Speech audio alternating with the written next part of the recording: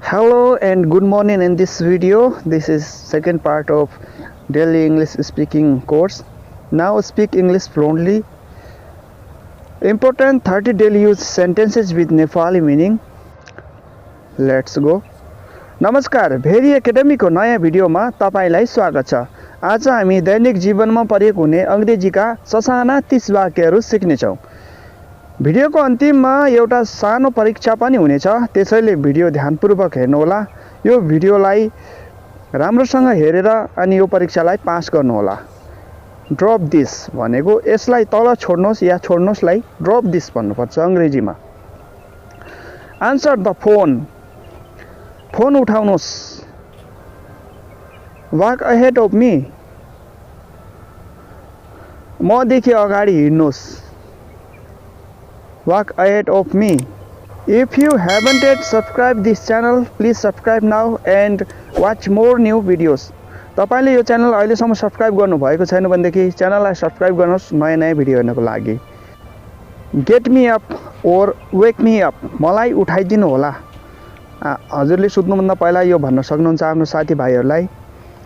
Spell your name please, तपाईको नामको spelling भन्नुहोस्। तपाईले अरु कसैको नाम चाहिँ बुझ्नु भएन भने त्यो भन्न सक्नुहुन्छ।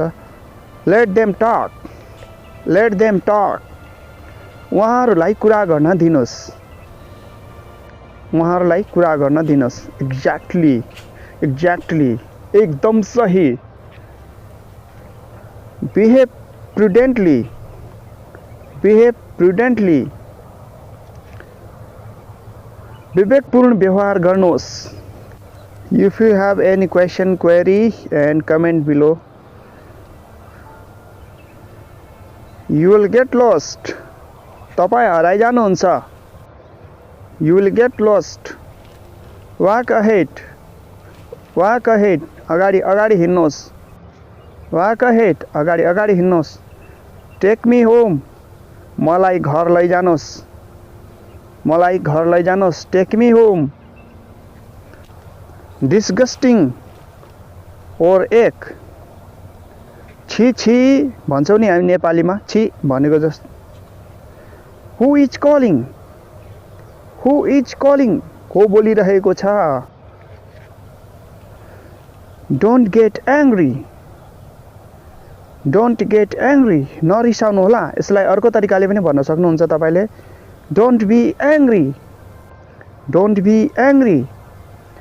Make way for him, make way for him, उसलाई बाटो छोडिदिनुहोस् या उसलाई ठाउँ दिनुहोस्। जे भन्दा पनि।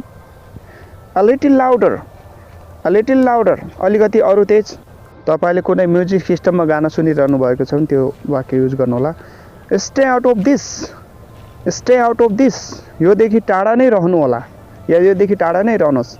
Make way, make way, बाटो छोड्नुहोस् या ठाउँ छोड्नुहोस्। जे भन्दा पनि मेक वे भन्नु होला।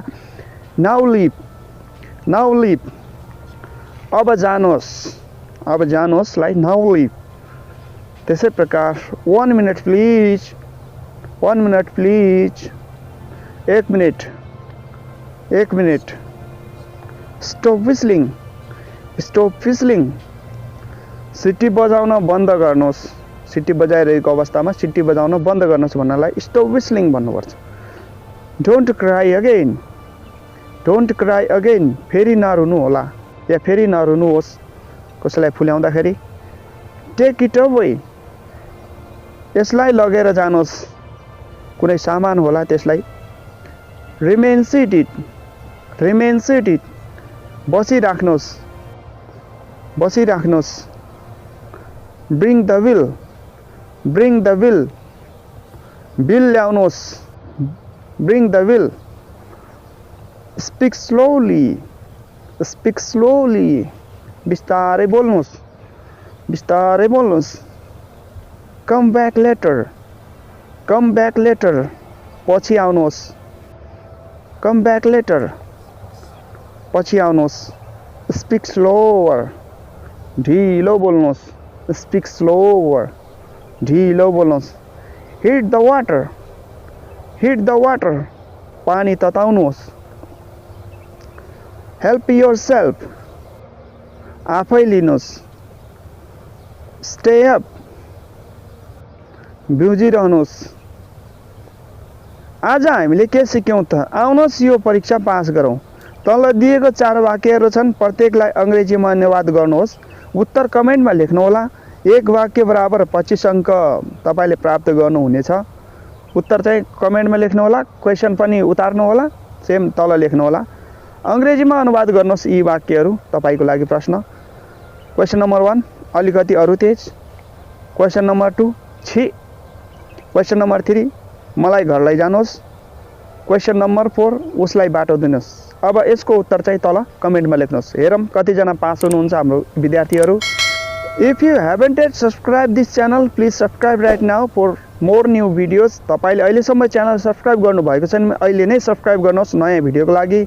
See you next video. Bye.